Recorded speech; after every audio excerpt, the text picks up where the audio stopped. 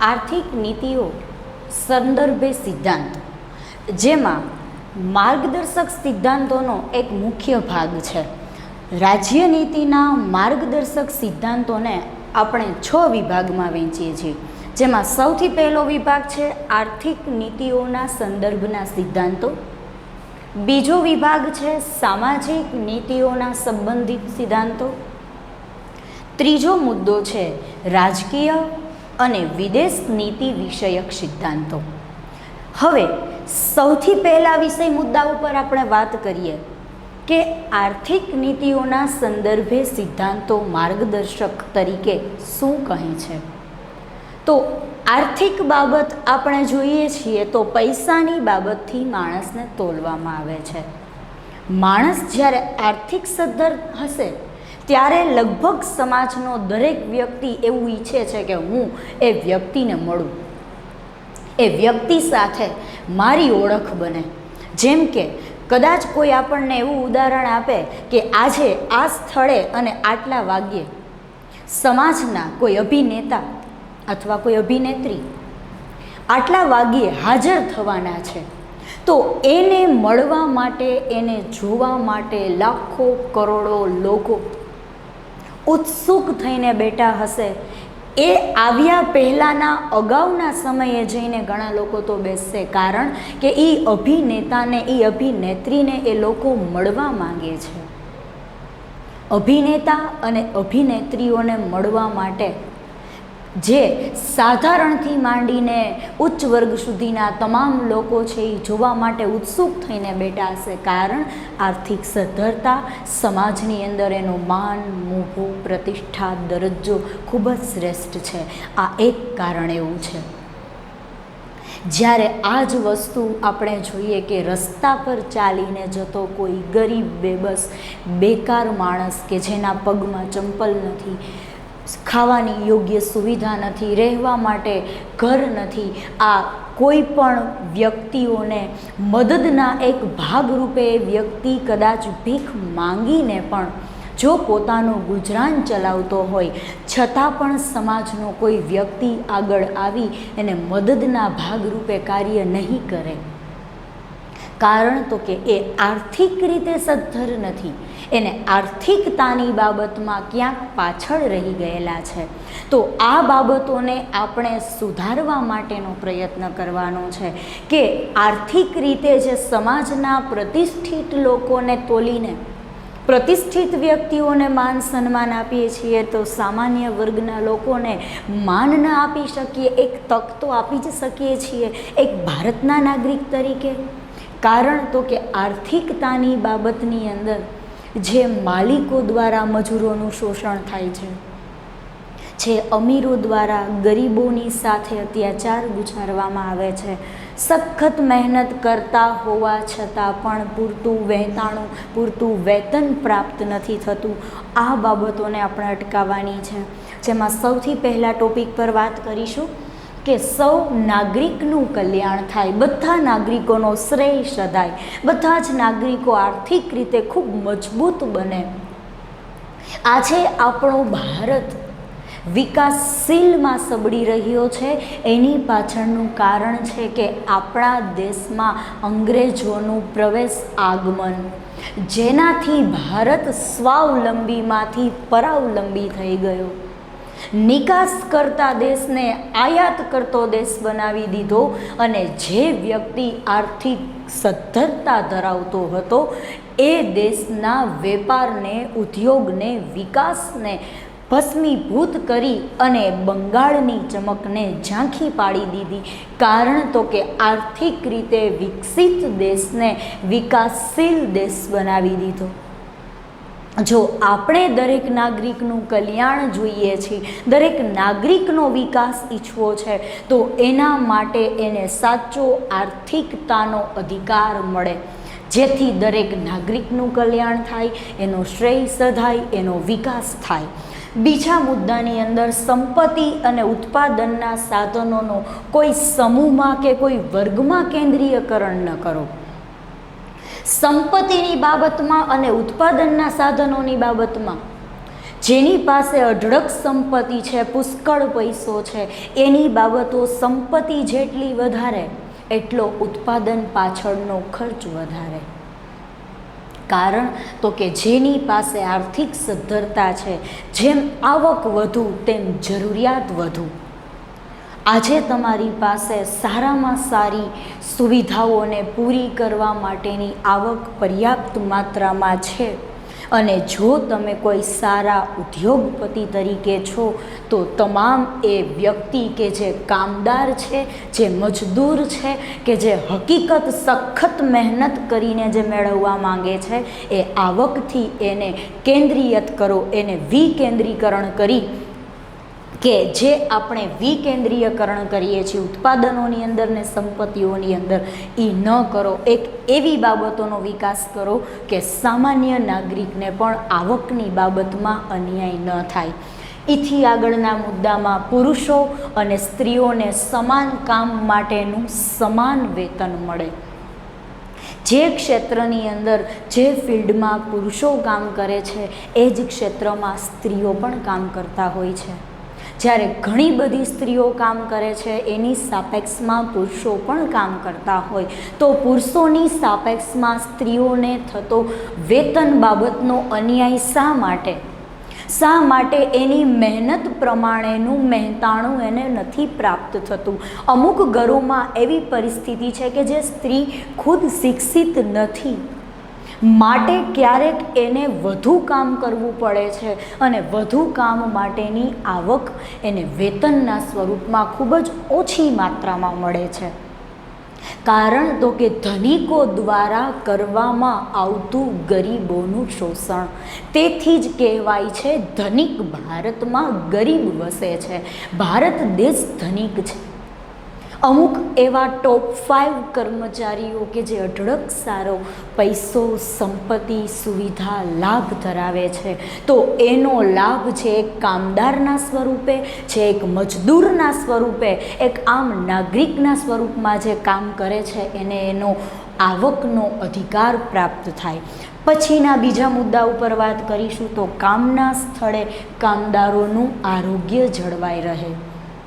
કોઈ પણ કામદાર પાસે એક મજૂર માનીને એની પાસે એક ઢોરની જેમ, એક પશુની સાથે કરવામાં આવતો વ્યવહાર ક્યારેક કામદારો સાથે થતો હોય તો આ વસ્તુ ન થવા દો.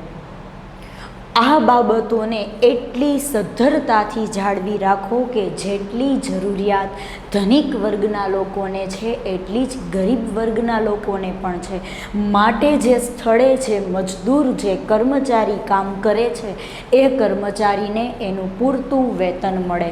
એથી આગળના મુદ્દાની અંદર આર્થિક મજબૂરીના કારણે, હા, આ ખાસ વસ્તુ એવી છે કે આર્થિક મજબૂરીથી જ કોઈ પણ નાનો બાળક 6 થી 14 વર્ષની ભણવાની ઉંમરને દૂર કરીને, એના રમતગમતના ભાગને હટાવીને જ્યારે ભણવાની ઉંમરે એ મજૂરી કરે છે, એ કામ કરે છે તો એનો શોખ નથી, એ એની જરૂરિયાત છે.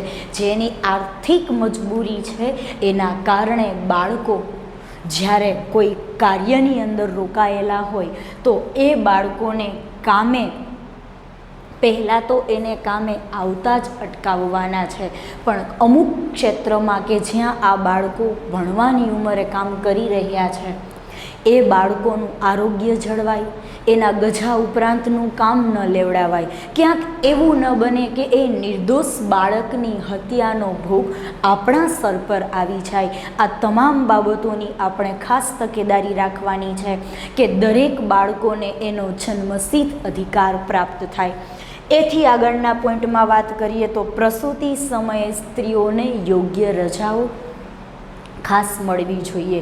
જે સ્ત્રીઓ પોતાની આર્થિક જરૂરિયાતના કારણે ગર્ભવતી હોવાની સાથોસાથ કે જે પોતે બાળકને જન્મ આપવાની સ્થિતિ ધરાવે છે એવી હાલતમાં જો એ કામમાં રોકાયેલા હોય તો આ સ્ત્રીઓને જરૂરી રજાઓ પ્લસ એને જે તે સુવિધાઓ અને લાભથી વંચિત ન રહી જાય એ બાબતોની પણ કાળજી અને તકેદારી રાખવાની છે. કૃષિનો અને પશુપાલનનો વિકાસ થાય. આજે આપણે કૃષિ પ્રધાન દેશ ભારતને કહ્યો છે. ભારત કૃષિ પ્રધાન દેશ છે. ભારતમાં પશુઓનું, પક્ષીઓનું, પ્રાણીઓનું, જીવજંતુઓનું ખૂબ જ સારી રીતે આપણે જતન પણ કરીએ છીએ. પણ ક્યાંક એ વસ્તુ ભૂલાઈ જાય છે કે આ આપણી એક સંપત્તિનો ભાગ છે. કોઈ પણ વન્યજીવોને, પક્ષીઓને નુકસાન ન થાય એને અટકાવી એવી કઈ બાબતો છે કે જેના દ્વારા આપણા ભારતનો ખૂબ જ સારો વિકાસ થઈ શકે. આ બાબતોને આગળ વધારીએ છીએ તો ટેકનિકલ પદ્ધતિ એટલી અપનાવીએ છીએ કે ક્યારેક કૃષિના વિકાસ માટે ક્યારેક ઘણી સૂક્ષ્મ જીવજંતુઓની પ્રજાતિઓ નાશ પામે છે. આપણા ઉદ્યોગ ધંધાના વિકાસ માટે જંગલો નાશ પામે છે. માટે પશુ પક્ષીઓ પોતાનો યોગ્ય વિકાસ સાધી શકતા નથી. તો આ બાબતોને અટકાવવાની છે, કારણ કે આર્થિક સદ્ધરતા જ સંપૂર્ણ છે એવું જરૂરી નથી. ત્યાર પછીના પોઈન્ટની અંદર કે દૂધાળા પ્રાણીઓની કતલ થતી અટકાવવી. ખાસ ગાય, ભેંસ જેવા પ્રાણીઓને એટલી બેદરકારીથી ચલાવવામાં આવતા રસ્તા પરના વાહનો, આપણે જે તે સ્થળોએ પહોંચવાની ઉતાવળના કારણે નિર્દોષ પ્રાણીઓ મૃત્યુ પામે છે. આજે જેટલા પ્રાણીઓની જરૂરિયાત જે તે વર્ગની અંદર ઊભી થાય છે, આજે લુપ્ત થતા પશુ પક્ષીઓ એ આપણા ભારતમાં એક ચિંતાનો વિષય છે. જે તે સમયે ભારતની અંદર વૃક્ષોને સંત પુરુષ સમાન ગણવામાં આવતું, વૃક્ષોની પૂજા કરવામાં આવતી, પશુ પક્ષીઓની પણ પૂજા કરવામાં આવતી. કારણ તો કે આપણા ભારતના વનસ્પતિ જીવનને, વન્ય જીવનને અને પ્રાણી જીવનને આદિ સમયથી જ, પહેલેથી જ એના પ્રત્યેનો આપણો પ્રેમ એ વાતનો સાક્ષી છે, એ વાતનો આધાર અને પુરાવો આપે છે કે આપણે જે તે પ્રાણીઓની સાથેનો વ્યવહાર છે એ આદરપૂર્વકનો હોવો જોઈએ. આપણે એને પ્રાણીના દૃષ્ટિકોણથી નથી માપતા, આપણે એક જીવ માત્રના આધારે એને માપીએ છીએ કે જો એનો વિનાશ થશે તો ક્યાંક આ પરિસ્થિતિ આપણા ભારત દેશ સાથે પણ સંકળાયેલી છે. તો આટલી બાબતો કે જે આર્થિક નીતિઓના સંદર્ભે સિદ્ધાંતોમાં વર્ણવેલી હતી. હવે બીજા મુદ્દા ઉપર આપણે માર્ગદર્શક સિદ્ધાંતોના આધારે બીજા ટોપિક પર વાત કરીએ તો સામાજિક નીતિ સંબંધિત સિદ્ધાંતો. સમાજમાં રહીને જે તે વ્યક્તિને એના સાચા અધિકારથી વાકેફ કરાવવામાં આવે. જેમ કે અનુસૂચિત જાતિ અને અનુસૂચિત જનજાતિઓ સમાજના નબળા વર્ગોના શૈક્ષણિક અને આર્થિક હિતનું રક્ષણ થાય, જે નથી થતું. લઘુમતી સમુદાય ગણીને, દલિતો ગણીને, અનુસૂચિત જાતિ અને જનજાતિના સમુદાયમાં છે એનાથી એને દૂર રાખીએ છીએ. જે સમાજનો સાચા અર્થનો એને શૈક્ષણિક લાભ મળવો જોઈએ, સમાજના નાગરિક તરીકેનો અધિકાર જ્યારે એને પ્રાપ્ત થવો જોઈએ, ત્યારે એ વ્યક્તિ એ અધિકારથી દૂર રહે છે. તો આ પરિસ્થિતિઓની અંદર સામાજિક બાબતે અને શૈક્ષણિક બાબતે, સામાજિકની સાથોસાથ એને શૈક્ષણિક અધિકાર પણ અપાવવો. ખાસ અનુસૂચિત જાતિ અને જનજાતિમાં આ બે અધિકારની જરૂરિયાત ખૂબ છે. જો એને શિક્ષણનો અધિકાર મળશે તો ભવિષ્યની અંદર એ પોતાનું આયોજન ખૂબ જ સારી રીતે પ્રાપ્ત કરી શકશે. કારણ તો કે એ પોતાના ભવિષ્યને શ્રેષ્ઠ ઘડતર કરવા માટે સૌથી પહેલો પાયાનો મૂળભૂત અધિકાર છે એ શિક્ષણ છે. માટે એ વ્યક્તિને શિક્ષણથી, સમાજના અધિકારથી આપણે વંચિત ન રાખીએ. એને મળતો અધિકાર એને અપાવવો જ એ આપણી પાયાની અને મહત્ત્વની ફરજ છે. એથી આગળના પોઈન્ટમાં સામાજિક અન્યાય અને શોષણ સામે રક્ષણ. જો ક્યાંક એવા ક્ષેત્રની અંદર આ લોકો અનુસૂચિત જાતિ જનજાતિના છે એવું માની અને તેઓની સાથે અન્યાય થતો હોય, જો તેઓને ખૂબ જ મારવામાં આવતો હોય અથવા તો તેને સમાજના વર્ગના લોકોથી દૂર કરી દેવામાં આવતો હોય, તો એના શોષણ સામે એને રક્ષણ મેળવવાનો અધિકાર છે. એવું શા માટે ભૂલી જવામાં આવે છે કે એક નાગરિક બનીને આપણે અન્ય નાગરિકોની સાથે દુરાચાર, દુર્વ્યવહાર કેવી રીતે કરી શકીએ? શું માનવતાના નામે આપણે આ પરિસ્થિતિને ન બદલી શકીએ કે અનુસૂચિત જાતિ અને જનજાતિને આપણે ક્યાંય માપવાની વસ્તુ નથી? તો આ બાબતોના આધારે આપણે એક આ બદલાવની જરૂરિયાત છે કે શિક્ષણનો અધિકાર, સમાજમાં રહેવાનો અધિકાર, સાથોસાથ આવકનો અધિકાર આ એ લોકોને મળવો જોઈએ. પરંતુ માત્ર સમાજનો આ એક નબળો વર્ગ છે, અનુસૂચિત જાતિ અને જનજાતિમાં જન્મેલા છે, આવી બાબતોને દર્શાવી એ વ્યક્તિને એના અધિકારથી દૂર ન કરો. એથી આગળના મુદ્દામાં રાજ્યમાં સૌ નાગરિકને કામ કરવાનો હક છે. વૃદ્ધાવસ્થા, માંદગી, અમંગળ પ્રસંગે વિના વાંકે વેઠવી પડતી તંગી, આવી બાબતે જ્યારે ખૂબ જ અસમસ્યા સર્જાય ત્યારે તેમને સહાય કરવી. હવે વાત કરશું કે દરેક રાજ્યની અંદર દરેક નાગરિકોને કામ કરવાનો સમાન હક છે. જેમ આમ નાગરિક કામ કરે છે એવી જ રીતે અનુસૂચિત જાતિ અને જનજાતિના લોકો પણ કામ કરી શકે છે. શા માટે આપણે એને અન્યાયના ભાગરૂપે માની અને એને દૂર કરીએ છીએ? બીજા પોઈન્ટની વાત કરીશું તો વૃદ્ધાવસ્થા. ધારો કે આ કોઈ વ્યક્તિ જે અનુસૂચિત જનજાતિ કે જાતિમાં છે, સાથોસાથ એ વ્યક્તિ વૃદ્ધ પણ છે અથવા બીમાર છે, તો આવી પરિસ્થિતિમાં ક્યારેક એના વિના વાંકે, એનો વાંક ન હોવા છતાં ક્યારેક એને એટલો દુર્વ્યવહાર કરી અને એને અડધૂત કરી દેવામાં આવે છે, સમાજથી દૂર કરવામાં આવે છે. તો આવી વિના વાંકે વેઠવી પડતી તંગીના સમયે આપણે એને કેવી રીતે મદદ કરીશું? એને કેવા એક ભાગરૂપે કાર્ય કરીશું કે જેથી કરીને એને સમાજની અંદર રહેવાનો અને સંપૂર્ણપણે એને જીવવાનો અધિકાર પ્રાપ્ત થાય. ત્રીજા પોઈન્ટની વાત કરીશું તો રાજકીય અને વિદેશી નીતિ વિષયક સિદ્ધાંતો, જેમાં રાજ્ય સેવામાં ન્યાયતંત્રને કારોબારીથી અલગ અને સ્વતંત્ર બનાવવામાં આવી છે. ધારાસભા, કારોબારી અને ન્યાયતંત્ર કે જે ત્રણેયની કામગીરી અલગ અલગ છે, પરંતુ અહીંયા રાજ્યના સેવાના ભાગરૂપે ન્યાયતંત્રને કારોબારીથી અલગ રાખેલી છે. કારણ કે ન્યાય કરનાર વ્યક્તિ, ન્યાયાધીશ, એ નિડર, નિષ્પક્ષ અને નિર્ભીક બનીને ન્યાય આપે એવી વસ્તુ આપણે લાવવાની છે. કારણ તો કે કોઈ પણ વ્યક્તિ કે જેને કોઈનો ડર છે, એક પ્રકારની બીક છે, નિર્ભીક બનીને નહીં એ નિર્ણય નહીં લઈ શકે. કારણ નિર્ભીક એવો વ્યક્તિ છે કે જેને સાચા હોવાનો ગર્વ છે અને બીજા અન્ય કોઈ બાબતોનો એને ભય નથી, માટે એને નિર્ભય કહેવાય છે. જે નિડર છે, બહાદુર છે, સાહસિક છે કે અન્યના દબાવમાં આવીને અન્યની વાત માનીને જે સાચો નિર્ણય લઈ શકે, એ સાચો ન્યાયાધીશ છે. તો આ બાબતોની અંદર આંતરરાષ્ટ્રીય શાંતિને અને સલામતીને પણ જાળવવાની છે. માત્ર ભારત દેશ માટેની વાત નથી, પરંતુ એક દેશનો બીજા દેશ સાથેનો થતો વ્યવહાર અથવા તો આંતરરાષ્ટ્રીય વ્યવહારો, આંતરકીય વ્યવહારો કે જે આપણા દેશની અંદરના ભાગમાં થાય છે.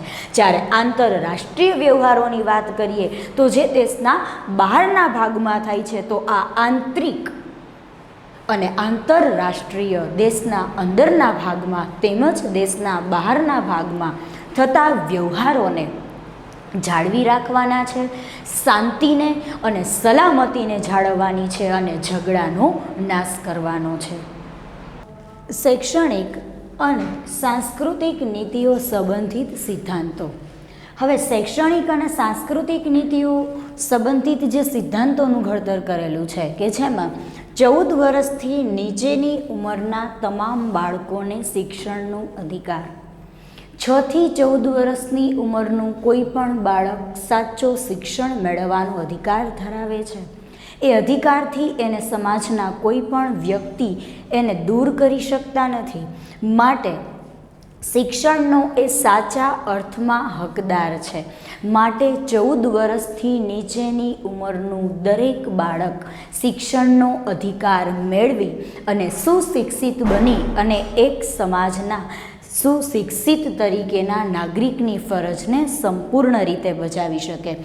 રાષ્ટ્રીય મહત્ત્વ તરીકે જાહેર કરાયેલા સ્મારકો, જે સ્મારકો કલાત્મક હોય અથવા ઐતિહાસિક હોય, કલાત્મક અને ઐતિહાસિક સ્મારક ધરાવતા સ્થળોનું, ઇમારતોનું યથાપ્રસંગે લૂંટફાટ, બગાડ, વિનાશ કે વિકૃત થતા હોય તો એને આપણે અટકાવવાના છે. જે સ્મારકોને રાષ્ટ્રીય સ્મારક તરીકે જાહેર કરાયા છે, જેમ કે આપણે વાત કરીએ તો પાટણ રાણીની વાવ, કે જેને યુનેસ્કો દ્વારા આપણા રાષ્ટ્રીય સ્મારકમાં મહત્ત્વના સ્મારક તરીકે જાહેર કરવામાં આવી.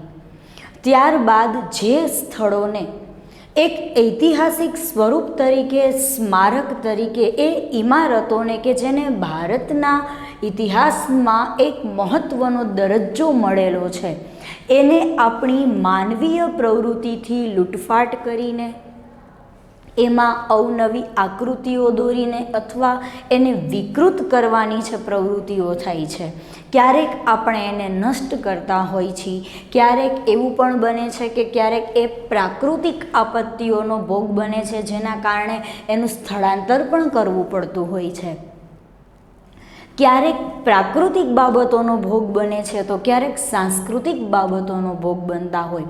સાંસ્કૃતિક બાબતોની અંદર જે આપણા સાંસ્કૃતિક વારસાને, માણસની પ્રવૃત્તિઓથી આપણા વારસાને જે નુકસાન પહોંચાડવામાં આવે છે, એને નુકસાન ન પહોંચે, આપણા વારસાના આધારે આપણા ભારતીય લોકોની જે ઓળખ છે એ ઓળખ કાયમને માટે અકબંધ રહે એવો પ્રયત્ન કરવો. વારસાનું જતન કરવું, નહીં કે મારે આની સાથે કંઈ મતલબ નથી, વારસાને અમારા કોઈ પણ બાબતોના આધારે એને અલગ કરી દેવામાં આવે, કે વારસો ભારતનો એક અભિન્ન અંગ છે, એક ભાગ છે. તો વારસાને આપણે હિંસા પહોંચાડવાની નથી, વારસાનું રક્ષણ કરવાનું છે, એનું જતન કરવાનું છે અને જે તે ક્ષેત્રમાં થતા અન્યાયને દૂર કરવાના છે. 5મા મુદ્દાની વાત કરીએ તો આરોગ્ય વિષયક નીતિઓ સંબંધિત સિદ્ધાંતો. જે કોઈ વ્યક્તિઓ લોકોનું આરોગ્ય જળવાઈ રહે અને એનું પોષણ છે એ સુધરે, એને પૂરતો પોષણયુક્ત ખોરાક મેળવવા માટે જ માણસ સખત પરિશ્રમ કરે છે. કારણ તો કે માત્ર 2 સમયનું અનાજ, 2 ટંકનું ભોજન જ માણસને બેબસ અને લાચાર બનાવે છે કે એ કોઈ પણ કઠિન કામ પણ કરવા માટે તૈયાર થઈ જાય છે, એ પણ ચિંતા કર્યા વગર કે આમાં એનું આરોગ્યનું જોખમ પણ છે. દરેક માણસ એના આરોગ્યને બાજુમાં મૂકીને સખત પુરુષાર્થ, સખત મહેનત માત્ર પૈસા અને આવક કમાવવા માટે કરે છે.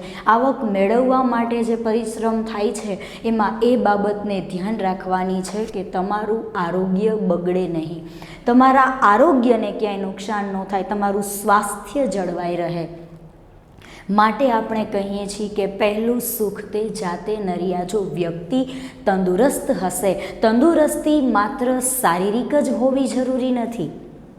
દરેક માણસ માનસિક રીતે અને શારીરિક રીતે, જો 2 શારીરિક અને માનસિક આ 2 તંદુરસ્તી હશે તો માણસ પોતાનું આરોગ્ય સુધારી શકશે. આરોગ્ય સ્વસ્થ હશે તો સાથોસાથ માણસ પોતે ધારેલા દરેક કાર્યને સાચા અર્થમાં સાકાર કરી શકશે. આરોગ્યને હાનિકારક થાય એવા કેફી પદાર્થો, પીણા અને માદક દ્રવ્યો ઉપર પ્રતિબંધ છે. આના માટે માત્ર કેફી પદાર્થો, માદક દ્રવ્ય, પીણાઓ આ બધી વસ્તુ જ નહીં, પરંતુ વ્યસન પણ માણસનો સૌથી મોટો શત્રુ છે. જેમ કે સિક્કિમ રાજ્યનું ઉદાહરણ આપણે લઈએ તો તમાકુની ખેતી પર પ્રતિબંધ લાવનારું આ સૌથી પહેલું રાજ્ય છે સિક્કિમ, કે જેને સૌથી પહેલો પ્રયત્ન કર્યો કે તમાકુની ખેતી ન થાય. કારણ તો કે માણસના સ્વાસ્થ્યને બગાડવામાં, માણસના આરોગ્યને ક્યાંક નુકસાનકારક પરિસ્થિતિઓ દાખલ થવામાં એ વસ્તુ એને મોટાભાગે અસર કરે છે કે જે એના સ્વાસ્થ્યને નુકસાન પહોંચાડે છે. માણસે પોતાની તંદુરસ્તીને જાળવી રાખવા માટે, પોતાના સ્વાસ્થ્યને જાળવી રાખવા માટે પહેલું કામ એ કરવાનું છે કે કેફી પદાર્થોનું, પીણાઓનું અથવા તો માદક દ્રવ્યનો જો એ લોકો સેવન કરતા હોય તો એનો ત્યાગ કરવાનો છે. જો કે આ બાબતો ઉપર અત્યારે પ્રતિબંધ છે, કડક કાયદાઓ પણ છે, અને જે કોઈ વ્યક્તિ નશાકારક હાલતમાં વાહન વ્યવહારમાં અથવા અન્ય કોઈ જે તે ક્ષેત્રમાં પકડાય છે તો એની સાથે કાયદેસર કાર્યવાહી પણ થાય છે. આપણે એને વિરોધ માનીએ છીએ, એનો વિરોધ કરવા તૈયાર થતા હોય, ઘણા લડાઈ ઝઘડા કરવા માટે તૈયાર થઈ જાય છે. આપણે સાચા અર્થમાં એ નથી જોઈતા કે આ પરિસ્થિતિથી ક્યાંક આપણને નુકસાન છે. આપણે આપણો જ ફાયદો જોઈએ છીએ એવા સ્વાર્થી ન બનીએ, કારણ કે આ વસ્તુ જેનું વ્યસન કરવાથી, જે ચીજવસ્તુઓનું આપણે સેવન કરીએ છીએ એ ક્યાંક આપણા આરોગ્યને નુકસાન પહોંચાડનારા તત્વ છે. એક એવા પરિબળો છે કે જે નાની વયમાં મૃત્યુને ઘાટ પણ ઉતારી શકે છે. એથી આગળના પોઈન્ટમાં કે ઔષધિઓના હેતુ સિવાય નશાયુક્ત પદાર્થો ઉપર સખત પ્રતિબંધ. જો ઔષધિઓની બાબતમાં હશે તો સરકાર આમાં સહકાર આપશે, જેથી કરીને તો કે અવનવી ઔષધિઓથી, અલગ અલગ ઔષધિઓથી જે રોગોને આપણે નિર્મૂળ કરી શકીએ.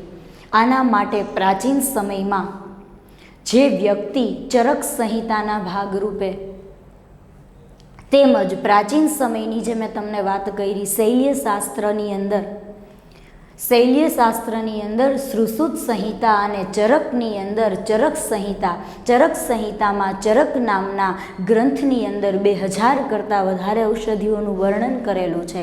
જ્યારે કોઈ પણ સાધનો, શસ્ત્ર, હથિયારો નહોતા ત્યારે આ બધી બાબતોની ઝીણવટભરી દવા બનાવવાની વિધિ તેમજ અલગ અલગ શૈલ્ય સંહિતાની અંદર પણ સુશ્રુત સંહિતા દ્વારા એ બાબતો સાકાર કરવામાં આવેલી હતી કે માત્ર વિજ્ઞાન જ નહીં પરંતુ અવનવી શોધખોળો દ્વારા પણ માણસમાં આપણે બદલાવ લાવી શકીએ છીએ. જ્યારે પ્રાચીન સમયમાં આ બાબતો ન હતી ત્યારે પણ માણસોનો ખૂબ જ સારી રીતે રોગોને નિર્મૂળ કરવાનો ઉપાય હતો. તો આજે તો ઘણી બધી ટેકનોલોજી છે, ઘણા ખરા ઉપાયો છે. આજે કેન્સર જેવા રોગને પણ જો ફર્સ્ટ સ્ટેજ પર હોય તો તમે નિર્મૂળ કરી શકો છો, પરંતુ એના ભોગ જ આપણે ન બનીએ એ માટે વ્યસનથી દૂર રહીએ. ત્યાર પછીના મુદ્દાની અંદર કે પર્યાવરણનું રક્ષણ કરવું અને જંગલોનો વિકાસ કરવો. અહીંયા આપણે એ વાતને ભૂલી જાય છીએ, વિકાસ આપણો થાય છે ને વિનાશ છે એ જંગલોનો થાય છે.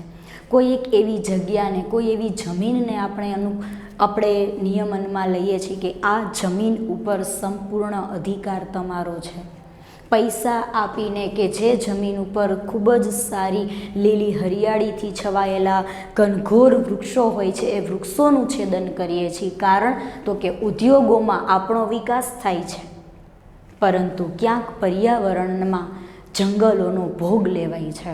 તો જંગલોનો થતો વિનાશ અટકાવીએ અને આપણો વિકાસ થાય એ સાચી વાત છે, પરંતુ પર્યાવરણના વિનાશના ભોગે આપણો વિકાસ કરવાનો નથી. માટે પર્યાવરણનું રક્ષણ કરવાનું છે અને પર્યાવરણના રક્ષણની સાથે જ જંગલોનું પણ એટલું જ જતન કરવાનું છે. કામદારોને કામના સ્થળે અને તેમનું આરોગ્ય જળવાય એ બે બાબતોને પણ ધ્યાનમાં રાખવાની છે. જે કોઈ પણ કામદાર, જે કોઈ મજૂર વર્ગનો વ્યક્તિ જે કોઈ સ્થળે કામ કરી રહ્યો છે, જ્યાં તે કાર્ય કરે છે એ કાર્યમાં સૌથી પહેલાં એનું સ્વાસ્થ્ય જળવાવું ખૂબ જરૂરી છે.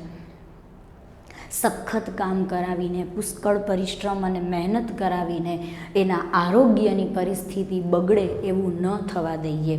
કારણ તો કે એના આરોગ્યથી જો એ વ્યક્તિ શરીરથી સુખી હશે, માનસિક રીતે સુખી હશે, શારીરિક રીતે સુખી હશે, તો એ પોતાના દરેક કાર્યને પ્રામાણિકતાથી અને ખૂબ જ સચ્ચાઈથી નિભાવશે કે જેથી કરીને એને જે જરૂરિયાત જે પૈસાની છે એના માટે જ એ વ્યક્તિ એ કામ કરે છે. ક્યારેક પૈસા કમાવવાની લાલચમાં, જે મેં તમને હમણાં વાત કરી કે પૈસા કમાવવાની લાલચમાં માણસ ક્યારેક પોતાના સ્વાસ્થ્યની સાથોસાથ પોતાના જીવનું પણ જોખમ લઈ લેતો હોય છે. તો આ બાબતોને આપણે અટકાવીએ. ત્યારબાદ રાજ્યનીતિના સિદ્ધાંતોમાં સૌથી છેલ્લા મુદ્દા પર વાત કરીએ તો સમાજ વ્યવસ્થા અને રાજ્યની વ્યવસ્થાને જાળવવાની છે. જો રાજ્ય એવી પરિસ્થિતિનો સુધાર લાવશે કે સમાજની અંદર જે સંપૂર્ણ કારીગરી બજાવેલી છે એ કામગીરીની અંદર સમાજની સાથોસાથ રાજ્યની વ્યવસ્થા જળવાય. એક એવા રાજ્યનું નિર્માણ કરવાનું છે કે જ્યાં સમાજના લોકોને વિભાગમાં જે વહેંચવામાં આવેલા છે એ વિભાજનને હટાવી એકતાનું પાસું અપનાવવાનું છે. ત્યારબાદ ધર્મ, ધાર્મિક કે જ્ઞાતિ આધારિત ભેદભાવ રહિત સમાજની રચના, એવો સમાજ રચવાનો છે કે જ્યાં ધર્મના નામે નહીં પરંતુ ધર્મના લોકોની ઓળખને ભૂલી અને સાચા અર્થમાં એ વ્યક્તિ જેને હકદાર છે એ હક એ વ્યક્તિને પ્રાપ્ત થાય. જે જ્ઞાતિના આધારે ભેદભાવ પ્રાચીન સમયમાં આપણને જોવા મળતા, જ્ઞાતિઓનો ભેદભાવ ઊભો કરી અને જ્ઞાતિઓનો વ્યવહારના કારણે એ વ્યક્તિ સાથે વ્યવહાર એવો કરવામાં આવતો.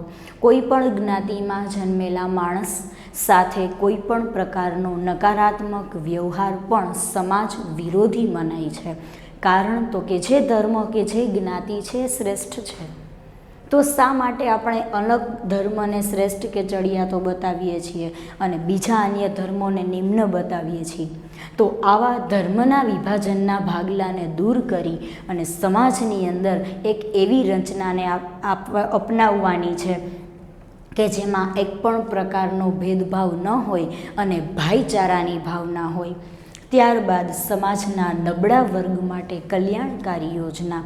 જે વર્ગની અંદર શિક્ષણની સુવિધા નથી, જે વર્ગમાં સારી આવક મેળવવાના પણ પ્રશ્નો થતા હોય છે, અમુક વર્ગોની અંદર 2 ટાઈમનું જમવાનું તેમજ રહેવાની સુવિધા, પીવાલાયક પાણીની સુવિધા, સારા રસ્તાઓની સુવિધા, સારી જગ્યાએ રહેવાની સુવિધા, આ લાભ એને નથી મળતા. તો એના માટે ચોખ્ખું પીવાનું પાણી, વીજળીના લાભ, શિક્ષણની સુવિધા, સાથોસાથ ભોજનની સુવિધા, જે સ્લમ અને ગંદા વિસ્તારોની અંદર એને જે રહેવાનું પ્રાપ્ત થાય છે એ વિસ્તારોમાંથી એને દૂર લાવવાની એક સારી અને સુંદર જગ્યાએ રહેવા માટેનું આયોજન કરી અને જે તે યોજનાઓ બનાવવામાં આવે. જે કલ્યાણકારી યોજનાઓ આજે ઘણા ખરા ક્ષેત્રની અંદર આપણા પ્રધાનમંત્રી દ્વારા કરવામાં આવેલી છે, જેને આપણે પ્રધાનમંત્રી ગ્રામોદ્ધાર યોજના દ્વારા ઓળખી શકીએ છીએ કે સામાન્ય વર્ગના લોકોને સારી રહેવાની સુવિધાઓ પ્રાપ્ત થાય. ત્યારબાદ એક ન્યાયી સમાજ વ્યવસ્થાની રચનાનું જે સ્વપ્ન છે, આ સ્વપ્નને આપણે સાકાર કરવાનું છે. એક સ્વપ્નવત છે એ સ્વપ્ન બની નથી રહે. આ સ્વપ્નવત પરિસ્થિતિ એક સ્વપ્નું બનીને ન રહે એવું નિર્માણ કરવાનું છે. કારણ કે ઘણીવાર આપણે એવું બોલીએ છીએ કે સપના સાચા નથી હોતા, પણ અમુક વસ્તુ એવી પણ છે કે સપના જોવો છો તો એ સ્વપ્નને સાકાર કરવા માટે તમે અથાગ પ્રયત્ન કરશો તો એ સ્વપ્ન તમારું સાકાર થશે. કારણ તો કે એક ન્યાયી સમાજની રચના કરવાની છે. આપણે એક એવો સમાજ રચવો છે કે જેમાં ન્યાય સાચો છે, જેમાં ન્યાયનું માપદંડ ગણાય છે.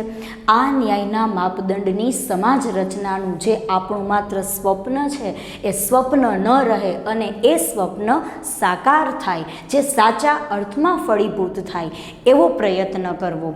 અને ત્યારબાદ કે જે જવાબદારી રાજ્ય સરકારના સિરે મૂકવામાં આવી છે, ન્યાયી સમાજની વ્યવસ્થાનું સ્વપ્ન સાકાર થાય, એક સુંદર સમાજની રચના ઘડાય.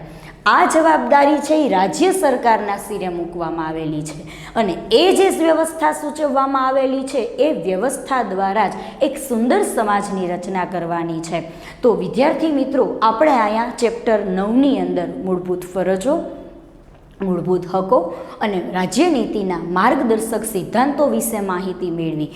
આ પાઠ અહીંયા પૂર્ણ થાય છે. હવે પછીના નવા પાઠની સાથે આપણે ફરી એક વખત મુલાકાત લેશું. Thank you.